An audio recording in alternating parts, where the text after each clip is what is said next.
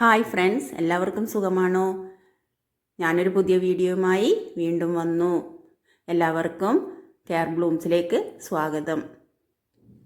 എൻ്റെ വീട്ടിലെ ബിഗോണിയ കളക്ഷനാണ് ഇന്ന് ഞാൻ കാണിക്കാൻ പോകുന്നത്. 2 ദിവസം മുന്നേ ഞാനൊരു വീഡിയോ ഇട്ടിരുന്നു. ആ വീഡിയോയിൽ ഒരു ക്വസ്റ്റ്യൻ ഉണ്ടായിരുന്നു. ആ ക്വസ്റ്റ്യൻ്റെ ആൻസർ പറയുന്ന ഒരാൾക്ക് സമ്മാനം ഉണ്ടെന്ന് പറഞ്ഞിരുന്നു. അടുത്ത വീഡിയോയിൽ ആ വിജയി ആരാണെന്ന് ഞാൻ പറയുന്നതായിരിക്കും. വീഡിയോ സബ്സ്ക്രൈബ് ചെയ്യാതെ കാണുന്നവർ സബ്സ്ക്രൈബ് ചെയ്ത് സപ്പോർട്ട് ചെയ്യണേ. നിങ്ങളുടെ സപ്പോർട്ട് ഉണ്ടെങ്കിൽ മാത്രമേ എനിക്ക് മുന്നോട്ട് പോകാൻ പറ്റുള്ളൂ. നിങ്ങൾ തരുന്ന സപ്പോർട്ടാണ് എൻ്റെ പ്രചോദനം.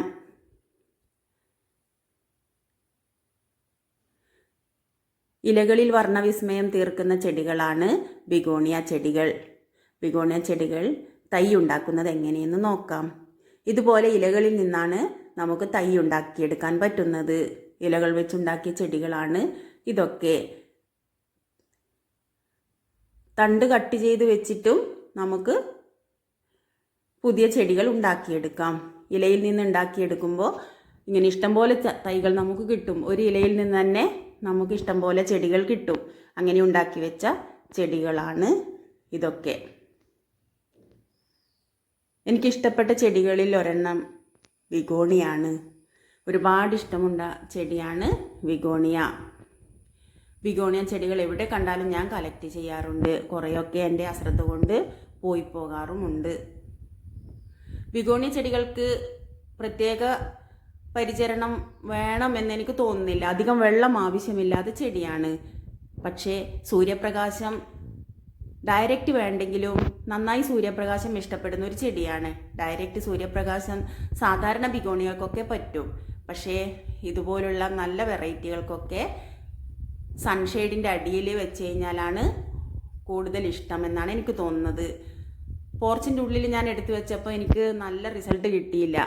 അപ്പോൾ പിന്നെ ഞാൻ മാറ്റി, മഴയും വെയിലും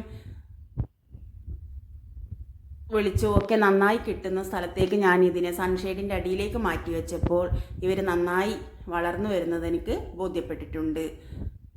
പിന്നെ ഇതിൻ്റെ പോട്ടിംഗ് മിക്സ് എന്ന് പറയുന്നത് ഞാൻ സാധാരണ കൊടുക്കുന്നത് മഴ സമയത്ത് ജൈവവളമൊന്നും യൂസ് ചെയ്യാറില്ല. ജൈവവളം മഴ സമയത്ത് ഒരു ചെടികൾക്കും കൊടുക്കാത്തതാണ് നല്ലത്. ഫംഗസിൻ്റെ പ്രശ്നം വരും. ഞാൻ പുതിയ ഇലകൾ പിടിപ്പിക്കാൻ വേണ്ടിയിട്ട് മണ്ണും മണലും മാത്രമാണ് മിക്സ് ചെയ്തിട്ട് ആ പോട്ടിലാണ് ഞാൻ വെച്ച് കൊടുക്കുന്നത്. മണൽ മാത്രമായാലും നന്നായി വേരോട്ടം കിട്ടി നല്ല തൈകൾ നമുക്ക് ഉണ്ടാക്കിയെടുക്കാൻ പറ്റും. ഇതുപോലെ കുറേ ചെടികൾ ഞാൻ ഉണ്ടാക്കിയെടുത്തിട്ടുണ്ട്. കുറേ എണ്ണമൊക്കെ പോയി.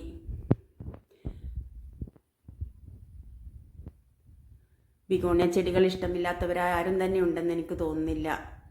എല്ലാവർക്കും ഇഷ്ടമായിരിക്കും ബിഗോണിയ ചെടികൾ.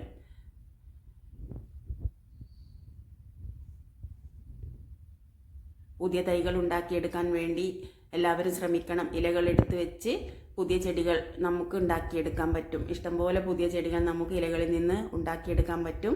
അങ്ങനെ എല്ലാവരും ചെയ്തു നോക്കൂ. ഇത്രയൊക്കെയാണ് എൻ്റെ ബിഗോണിയ കളക്ഷനിലുള്ളത്. വീഡിയോ എല്ലാവർക്കും ഇഷ്ടപ്പെട്ടെന്ന് വിചാരിക്കുന്നു. എല്ലാവരും ലൈക്കും ഷെയറൊക്കെ ചെയ്ത് സപ്പോർട്ട് ചെയ്യണം. ഇന്നത്തെ വീഡിയോയിലും ഒരു ക്വസ്റ്റ്യൻ ഉണ്ടെന്ന് പറഞ്ഞു.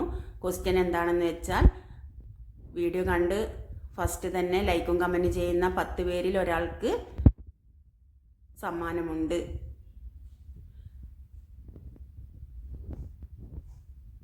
ഇന്നത്തെ ക്വസ്റ്റ്യൻ അതാണ്. ഫസ്റ്റ് ലൈക്കും കമൻറ്റും ചെയ്യുന്ന 10 പേരിൽ ഒരാളെ ഞാൻ സെലക്ട് ചെയ്ത് സമ്മാനം നൽകുന്നതായിരിക്കും.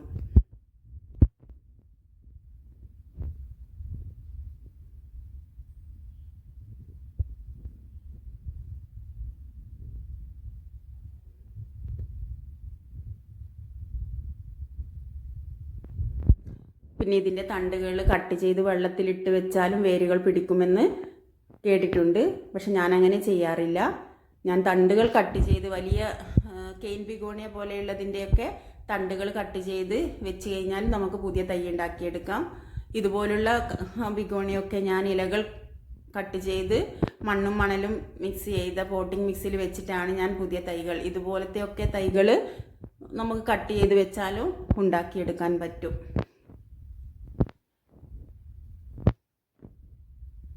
മഴക്കാലത്ത് ജൈവവളം കൊടുക്കേണ്ട ആവശ്യമില്ല. വേണമെങ്കിൽ NPK 19 വെള്ളത്തിൽ ലയിപ്പിച്ച് കുറച്ച് നമുക്ക് ഇതിൻ്റെ തണ്ടിൽ സ്പ്രേ ചെയ്ത് കൊടുക്കാം, ഇലകളിലും തണ്ടിലും സ്പ്രേ ചെയ്ത് കൊടുക്കാം. കുറച്ച് പോട്ടിലും ഒഴിച്ചു കൊടുത്താൽ മതി, നന്നായി വളർന്നു കിട്ടും. എല്ലാവരും തൈകൾ ഉണ്ടാക്കിയെടുക്കാൻ ശ്രമിക്കൂ. വീട്ടിലുള്ളതിൻ്റെ ചെടികളിൽ നിന്ന് പുതിയ തൈകൾ ഉണ്ടാക്കിയെടുക്കാൻ ശ്രമിക്കൂ. ഇത്രയുമാണ് ഇന്നത്തെ വീഡിയോയിലുള്ളത്.